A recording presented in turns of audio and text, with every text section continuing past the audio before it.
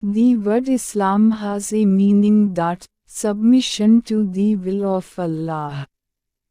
The roots of Islam go way back to Adam alayhi salam, but scholars say that Islam came into being when Prophet Muhammad, peace be upon him, was visited by Jibril alayhi salam in a cave and gave divine revelations to him.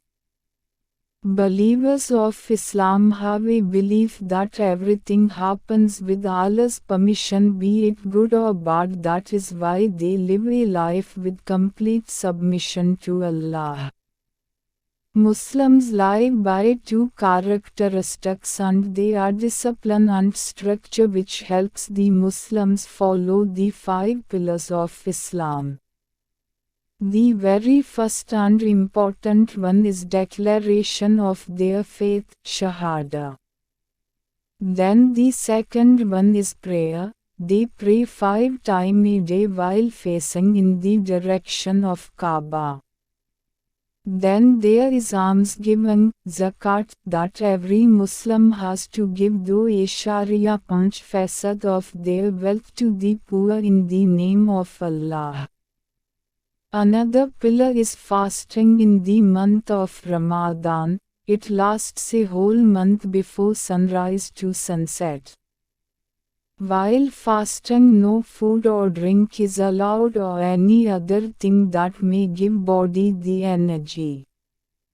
This is a way to be closer to Allah and purify themselves from evil needs and world.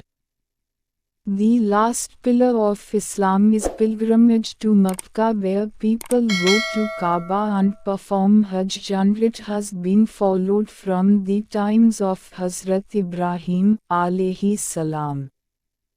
It is compulsory to perform once in a lifetime for people who are well off, but it is not compulsory for poor people.